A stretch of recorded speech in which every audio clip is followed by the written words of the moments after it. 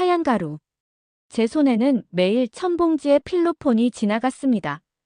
지하실, 창문도 없는 그곳에서 저는 숨을 쉬는 게 아니라 죽음을 들이마시고 있었습니다. 중국 연길, 2019년 겨울. 저는 27살이었지만 이미 죽은 사람이었습니다. 아니, 죽은 사람보다 못한 존재였습니다. 노예였습니다. 빨리 안 해? 오늘 1000개 못 채우면 밥 없어. 문 밖에서 들리는 고함. 저는 떨리는 손으로 또 하나의 봉투를 접었습니다. 10g. 정확히 재야 합니다. 틀리면 맞습니다. 여러분, 저는 어떻게 여기까지 왔을까요? 여러분, 제 이야기가 궁금하시다면 좋아요 버튼 한번 눌러주시고요. 구독과 알림 설정도 부탁드려요. 여러분이 이 이야기를 끝까지 들어주셔야 합니다. 왜냐하면 이것은 제 이야기이지만 동시에 지금도 북한과 중국 국경에서 벌어지고 있는 수천 명의 이야기이기 때문입니다. 제 이름은 최수진입니다. 저는 범죄자였습니다. 마약 운반책이었고 포장 일을 했고 사람들의 인생을 망쳤습니다. 하지만 저는 처음부터 나쁜 사람이 아니었습니다. 저는 그저 가족을 사랑했을 뿐입니다. 함경북도 무산, 중국 국경에서 10km. 그곳에서 제 이야기는 시작됩니다. 아버지가 탄광에서 죽던 날, 저는 13살이었습니다. 어머니와 어린 동생을 먹여 살려야 했습니다. 북한에서 착하게 살면 굶어 죽습니다. 법을 지키면 가족이 죽습니다. 그래서 저는 선택했습니다. 첫 번째 선택은 장마당이었습니다. 두 번째는 밀수였습니다. 그리고 세 번째, 돌아올 수 없는 선을 넘었습니다. 김 사장이 널 보고 싶어 한다. 그 말을 들은 순간 제 운명은 정해졌습니다. 오늘부터 여러분께 들려드리겠습니다. 한 명의 평범한 여자가 어떻게 마약 세계로 빠져들었는지, 거기서 무엇을 보았는지, 그리고 어떻게 살아남았는지. 이것은 고백입니다. 속죄입니다. 그리고 경고입니다. 그럼 시작하겠습니다. 지하실이 아닌 그 시작점으로 돌아가겠습니다. 아버지. 제 비명이 탄광 입구를 울렸습니다. 하지만 아무도 대답하지 않았습니다. 2005년 9월 12일. 무산 탄광 붕괴 사고. 12명의 광부가 죽었습니다. 제 아버지, 최영철도 그중 한 명이었습니다. 장례식은 없었습니다. 시신도 제대로 찾지 못했습니다. 나라에서 준 건 혁명의 영광스러운 희생이라는 말 한마디 뿐이었습니다. 보상금, 없었습니다. 위로, 없었습니다. 앞으로 어떻게 살라는 말, 그것도 없었습니다. 그날부터 우리 집에 진짜 고난이 시작되었습니다. 어머니는 무산방직 공장에서 일했지만 월급은 농담 같았습니다. 북한 돈 3,000원, 중국 돈으로 30위안, 강냉이 3kg 값이었습니다. 수진아, 미안하다. 어머니는 매일 밤 우셨습니다. 하지만 눈물로는 배를 채울 수 없었습니다. 14살, 저는 학교를 그만뒀습니다. 엄마, 나 장마당 나갈래요. 어머니는 반대했습니다. 하지만 선택의 여지가 없었습니다. 동생 철수는 8살 학교는 가야 했습니다. 무산 장마당. 처음 그곳에 발을 디뎠을 때의 기억이 아직도 생생합니다. 수백 명의 아주머니들이 땅바닥에 물건을 펼쳐놓고 소리쳤습니다. 옥수수. 신선한 옥수수. 중국 과자. 싸게 팔아요. 옷 사세요. 중국산 좋은 옷. 저는 그들 사이에 쪼그려 앉았습니다. 제 앞에는 산에서 주운 도토리 한 바구니가 전부였습니다. 아가씨, 이거 얼마야? 첫 손님이었습니다. 40대 아주머니였습니다. 1,000원이요. 비싸네. 500원 줄게. 네. 첫 거래. 500원. 그 돈을 손에 쥐었을 때 저는 제가 어른이 되었다고 느꼈습니다. 하지만 곧 깨달았습니다. 장마당도 만만치 않다는 것을. 허가증 검열이다. 시장관리소 요원들이 몰려왔습니다. 장마당이 순식간에 아수라장이 되었습니다. 사람들이 물건을 챙겨 도망쳤습니다. 너, 거기서. 제 앞에 요원이 섰습니다. 30대 남자, 눈빛이 차가웠습니다. 허가증 있어? 없습니다. 그럼 물건 압수야. 그리고 너 구류장 가야겠는데? 제 머릿속이 하얘졌습니다. 구류장에 가면 일주일은 나올 수 없습니다. 그 사이 가족은 어떻게 됩니까? 제발요. 한 번만 봐주세요. 저는 울면서 애원했습니다. 하지만 그는 비웃기만 했습니다. 그때 옆에서 누군가 끼어들었습니다. 이 동무, 내가 말 좀 하지. 40대 중반 여자였습니다. 눈매가 날카로웠지만 미소는 부드러웠습니다. 웃을 때 눈이 웃지 않는 여자였습니다. 그녀는 요원에게 뭔가 건넸습니다. 돈이었습니다. 애가 어려서 실수했네. 다음부터는 조심하라고 일러주지. 요원은 돈을 받고 그냥 갔습니다. 고맙습니다, 아주머니. 괜찮아. 근데 너 혼자 장사해. 몇 살이야? 14살이요. 여자가 저를 위아래로 훑어봤습니다. 뭔가 계산하는 눈빛이었습니다. 나는 김 사장이라고 해. 너 돈 벌고 싶지? 그 순간 제 인생이 갈렸습니다. 하지만 그때는 몰랐습니다. 그 한마디가 제 운명을 완전히 바꿀 줄은. 3년이 흘렀습니다. 저는 장마당에서 살았습니다. 비를 맞고 눈을 맞고 추위를 견디며 하루하루를 버텼습니다. 그리고 2008년 26살이 되던 해 어머니가 쓰러졌습니다. 영양실조입니다. 약이 필요합니다. 의사의 말에 제 세상이 무너졌습니다. 약값은 중국 돈 500위안. 제가 석 달을 일해야 모을 수 있는 돈이었습니다. 그날 밤 저는 김 사장을 찾아갔습니다. 아주머니, 저 그 일하고 싶어요. 국경 넘는 거요. 김 사장의 입꼬리가 올라갔습니다. 좋아. 내가 올 줄 알았어. 2018년 3월 23일. 제 인생에서 가장 긴 밤이었습니다. 수진아, 긴장하지 마. 그냥 강 하나 건너는 거야. 박미양 언니가 말했습니다. 28살, 이 일을 5년째 하고 있다는 언니였습니다. 언제나 씩씩했지만 손은 늘 떨고 있었습니다. 언니, 무섭지 않아요? 무섭지. 매번 무서워. 근데 익숙해져. 무서움도 익숙해지면 그냥 일이 돼. 자정. 우리는 국경으로 향했습니다. 일행은 5명. 모두 20대 여자들이었습니다. 두만강이 보였습니다. 달빛도 없는 깜깜한 밤이었습니다. 강은 생각보다 좁았습니다. 하지만 그 너비가 북한과 중국을 가르고 있었습니다. 생과 사를 가르고 있었습니다. 조용히. 숨소리도 내지 마. 미향 언니가 먼저 강에 들어갔습니다. 저는 맨 뒤를 따랐습니다. 물이 발목을 적셨습니다. 차가웠습니다. 무릎까지 왔습니다. 더 차가웠습니다. 허리까지 왔습니다. 국경을 처음 넘던 날, 그 강물보다 더 차가운 건 제 운명이었습니다. 심장이 터질 것 같았습니다. 귀에서는 제 심장 소리만 들렸습니다. 쿵쿵쿵쿵. 들키면 죽는다.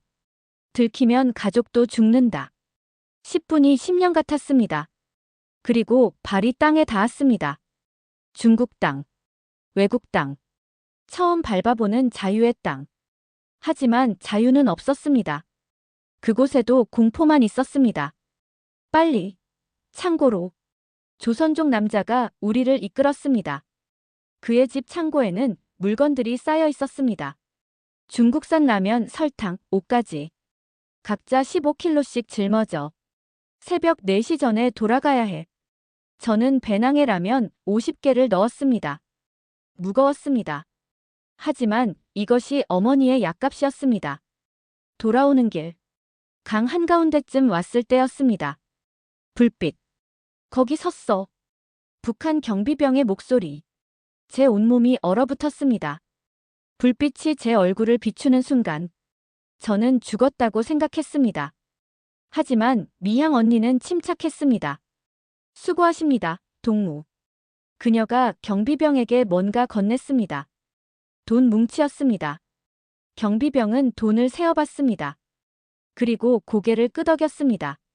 조심해서 가. 그게 끝이었습니다. 강 건너편에 도착했을 때 저는 그 자리에 주저앉았습니다. 다리에 힘이 풀렸습니다. 처음이라 그래.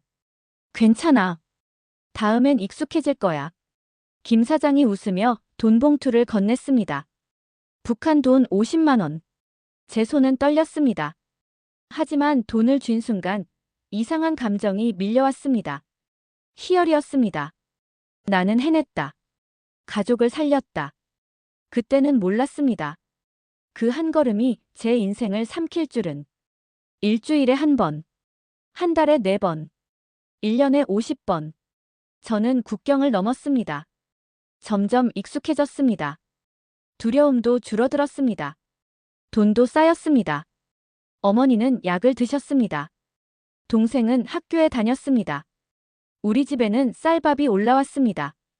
이 정도면 괜찮아. 이 정도면 행복해. 하지만 세상에 공짜는 없었습니다. 2019년 4월 15일. 김 사장이 저를 따로 불렀습니다. 그녀의 눈빛이 달랐습니다. 더 차갑고 더 날카로웠습니다.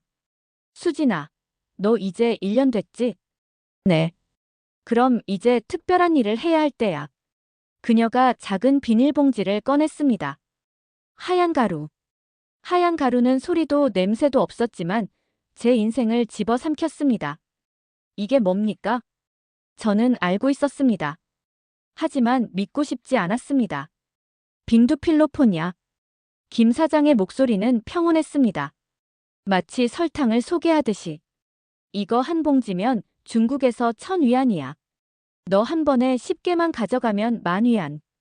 북한 돈으로 1000만 원이야. 1000만 원. 제 머릿속이 빠르게 계산했습니다. 그 돈이면 동생을 대학까지 보낼 수 있습니다.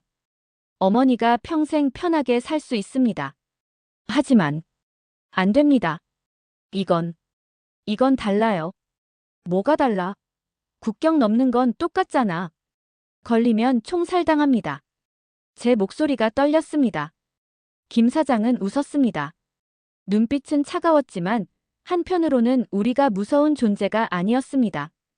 우리는 그저 쓰고 버릴 도구였습니다. 수진아. 그녀가 천천히 다가왔습니다.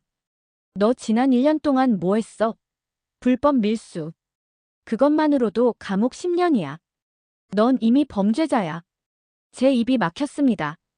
그리고 내 동생, 철수. 올해 16이지? 내년이면 군대 가는데. 뇌물 안 주면 최전방이야. 지뢰밭. 알지? 협박이었습니다. 하지만 거짓말은 아니었습니다. 한 번만 해봐. 한 번만. 안 되면 그만둬도 돼. 거짓말이었습니다.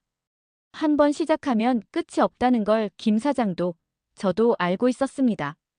저는 한참을 생각했습니다. 아니, 생각하는 척 했습니다. 이미 결정은 난 것이었습니다. 한 번만이요. 김 사장이 만족스럽게 웃었습니다. 일주일 뒤. 저는 특수 제작 속옷을 입고 있었습니다. 안감에 비닐봉지 10개가 꿰매져 있었습니다. 각 100g씩. 총 1kg. 거울을 봤습니다. 겉으로는 전혀 티가 나지 않았습니다. 하지만 제 눈빛은 변해 있었습니다. 제가 제 자신을 몰라봤습니다. 나는 범죄자가 아니라 그저 언니였고 딸이었다. 하지만 그날 밤 저는 마약 운반책이 되었습니다. 자정. 혼자 강을 건넜습니다. 몸에는 1kg의 필로폰. 가슴에는 100kg의 죄책감. 강물은 여전히 차가웠습니다. 하지만 제 등골을 타고 흐르는 식은땀이 더 차가웠습니다. 들키면 끝이다. 총살이다. 하지만 저는 건넜습니다. 중국 쪽에서 장 사장이라는 남자가 기다리고 있었습니다. 40대 후반, 눈빛이 매서웠습니다. 수진이지? 다. 차로 10분을 갔습니다. 낡은 농가 앞에 멈췄습니다. 방 안에서 저는 속옷에서 비닐봉지들을 꺼냈습니다. 손이 떨렸습니다. 장 사장은 하나하나 확인했습니다. 저울에 재고 색깔을 보고 심지어 맛까지 봤습니다. 좋아. 김 사장이 제대로 교육시켰네. 그가 돈 봉투를 건넸습니다. 5천 위안. 세어봐. 저는 세지 않았습니다. 그냥 받아들었습니다. 돌아오는 길, 배낭에는 5천 위안. 가슴에는 형언할 수 없는 감정. 죄책감. 아니었습니다. 두려움. 그것도 아니었습니다. 묘한 해방감이었습니다. 이제 돈 걱정은 없어. 가족을 지킬 수 있어. 하지만 동시에 알고 있었습니다. 나는 이제 인간이 아니야. 한 달에 2~3번. 6달 동안 16번. 저는 마약을 운반했습니다. 익숙해졌습니다. 무감각해졌습니다. 하지만 세상은 저를 내버려 두지 않았습니다. 2019년 11월 25일. 그날 밤을 저는 평생 잊지 못할 것입니다. 국경을 건너고 있었습니다. 미향 언니와 함께였습니다. 갑자기 불빛이 여러 개 비쳤습니다. 거기서 손들어. 다른 조 경비병들이었습니다. 뇌물이 통하지 않는 경비병들이었습니다. 뛰어. 중국 쪽으로 뛰어. 미향 언니가 소리쳤습니다. 저는 정신없이 달렸습니다. 탕, 탕, 탕. 총성이 얼음판을 갈라냈습니다. 그날 제 고향도 갈라졌습니다. 뒤돌아봤습니다. 미향 언니가 쓰러져 있었습니다. 미향 언니의 비명과 함께 제 세계는 무너졌습니다. 저는 중국 땅에 홀로 남겨졌습니다. 새벽 5시. 추운 겨울 아침. 저는 낯선 땅에서 떨고 있었습니다. 미향 언니는 붙잡혔습니다. 조직이 탄로 났습니다. 제 이름도 나왔을 것입니다. 돌아갈 수 없었습니다. 집도, 어머니도, 동생도. 모든 것을 잃었습니다. 전화기를 꺼냈습니다. 손이 너무 떨려 3번 만에 번호를 눌렀습니다. 여보세요? 김 사장의 목소리. 저예요. 수진이요. 미향 언니가. 알아. 들었어. 너무 차가운 목소리였습니다. 어떻게 해야 해요? 당분간 못 돌아와. 보이부가 수사 중이야. 내 이름 나왔어. 제 손에서 전화기가 떨어질 뻔했습니다. 그럼 저는요? 중국에서 살아. 장 사장한테 부탁해뒀어. 가족은요? 엄마는? 철수는? 침묵. 그 침묵이 모든 걸 말해줬습니다. 미안해, 수진아. 나도 어쩔 수 없어. 전화가 끊겼습니다. 저는 그 자리에 무릎을 꿇었습니다. 눈물이 나오지 않았습니다. 너무 절망적이어서 울 수조차 없었습니다. 장 사장이 저를 데리러 왔습니다. 일단 내 집에 가자. 거기서 일할 수 있어. 무슨 일을요? 포장 일이야. 간단해. 밥과 잠자리 줄게. 한 달에 1,000위안. 선택의 여지가 없었습니다. 차는 연길시 외곽의 낡은 집으로 향했습니다. 2층짜리 시멘트 건물이었습니다. 들어가. 지하실로 내려가는 순간 저는 알았습니다. 지옥에 온 것을. 좁은 공간. 창문도 없고 환기도 안 되는 곳. 거기에 북한 여자들이 5명 앉아 있었습니다. 그들 앞에는 하얀 가루가 가득 담긴 큰 자루들. 필로폰. 자, 이제 내 자리야. 장 사장이 빈 책상을 가리켰습니다. 이걸 작은 봉지에 나눠 담아. 봉지 하나에 10g씩. 하루에 1,000개. 거부하면요? 제가 물었습니다. 장 사장이 웃었습니다. 공안에 신고하지. 탈북자는 바로 북한으로 송환이야. 알지? 거기 가면 뭐가 기다리고 있는지. 지하실에 갇힌 순간 저는 인간도 아니었습니다. 아침 8시부터 저녁 8시까지. 12시간. 쉬는 시간은 점심 30분뿐. 하얀 가루를 작은 비닐봉지에 담고 밀봉하고 상자에 넣는 작업. 하루에 1,000봉지. 10kg. 마스크를 썼지만 가루가 코로 들어왔습니다. 기침이 났습니다. 머리가 아팠습니다. 옆자리 언니는 23이었습니다. 이름은 지혜였습니다. 언니, 여기 얼마나 있었어요? 석 달. 그럼 나갈 수 있어요? 지혜 언니가 저를 봤습니다. 눈빛이 텅 비어 있었습니다. 나가. 여기서는 못 나가.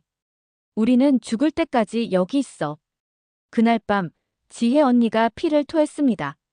사장님, 언니가 아파요. 하지만 장 사장은 그냥 그녀를 밖으로 끌어냈습니다. 다음 사람 들어와. 새 여자가 들어왔습니다. 20살도 안 돼 보였습니다. 우리는 교체 가능한 부품이었습니다. 석 달이 지났습니다. 2020년 3월. 코로나가 퍼졌습니다. 세상이 멈췄습니다. 하지만 지하실은 멈추지 않았습니다. 우리는 계속 일했습니다. 바이러스보다 무서운 건 장 사장이었습니다. 어느 날 막내 애가 도망쳤습니다. 16살 은주였습니다. 이틀 뒤 그녀가 잡혀왔습니다. 장 사장은 우리 모두를 모아놨습니다. 그리고 은주를 때렸습니다. 뺨을, 배를, 등을. 다시 도망치면 죽는다. 저는 그 광경을 보며 이를 악물었습니다. 언젠가 나는 여기서 나간다. 반드시. 2020년 여름. 기회가 왔습니다. 새벽 4시. 갑자기 문이 열렸습니다. 공안이다. 모두 엎드려. 중국 경찰이 들이닥쳤습니다. 우리는 모두 체포되었습니다. 하지만 차에 실리는 순간 장 사장이 경찰에게 돈을 건넸습니다. 얘들 몇 명만 풀어줘. 응. 경찰이 망설였습니다. 하지만 결국 돈을 받았습니다. 너. 3명만 내려. 저도 그중 하나였습니다. 차 문이 열렸습니다. 빨리 꺼져. 다시는 연길로 오지 마. 저는 낯선 중국 도시 한가운데 서 있었습니다. 주머니에는 300위안. 몸에는 상처투성이 영혼. 그리고 가슴속 깊은 곳에는 살아야 한다는 의지. 살아남는 게 죄가 되는 나라. 그게 북한이었습니다. 하지만 이제 저는 살아남을 것입니다. 반드시. 연기를 떠난 저는 남쪽으로 갔습니다. 어디로 가야 할지 몰랐습니다. 하지만 한 가지는 확실했습니다. 한국으로 가야 한다. 며칠 동안 거리를 헤맸습니다. 돈은 빠르게 사라졌습니다. 싼 여인숙, 편의점 빵, 그것만으로 버텼습니다. 일주일 뒤 심양의 한 조선족 식당에서 일자리를 얻었습니다. 설거지 하루에 100위안. 할래? 식당 주인은 60대 할머니였습니다. 네, 하겠습니다. 저는 아침부터 밤까지 일했습니다. 손이 트고 허리가 아팠습니다. 하지만 불평하지 않았습니다. 살아있다는 것만으로도 감사했습니다. 한 달이 지났습니다. 어느 날 저녁 할머니가 저를 따로 불렀습니다. 수진아, 너 북한에서 왔지? 제 심장이 멈췄습니다. 어떻게? 숨기지 마. 다 보여. 눈빛, 말투, 손 보면 알아. 할머니가 따뜻하게 웃었습니다. 나도 옛날에 북한에서 왔어. 전쟁 때. 그러니까 겁먹지 마. 그날 할머니는 제게 밥을 더 챙겨줬습니다. 한국 가고 싶지? 네. 방법이 있어. 브로커 아는 사람 있어. 하지만 돈만 위안 필요해. 10,000위안. 100만 원. 없어요. 그럼 모아. 1년이면 돼. 그렇게 1년이 흘렀습니다. 2021년. 코로나로 세상은 여전히 혼란스러웠습니다. 하지만 저는 매일 일했습니다. 하루도 쉬지 않았습니다. 밤에는 가족을 생각하며 울었습니다. 엄마, 철수야. 미안해. 꼭 살아서 다시 만나자. 2022년 3월. 드디어 10,000위안을 모았습니다. 할머니가 브로커를 연결해줬습니다. 라오스 거쳐서 태국까지 보내줄게. 일주일 걸려. 하지만 실제로는 한 달이 걸렸습니다. 심양에서 쿤밍. 기차로 이틀. 쿤밍에서 라오스 국경. 버스로 하루. 그리고 산길을 밤새 걸었습니다. 라오스에서는 트럭 짐칸에 숨어 이동했습니다. 10명의 탈북자가 함께였습니다. 좁은 짐칸. 사흘 동안 화장실도 못 갔습니다. 태국 국경에서 경찰에 걸렸습니다.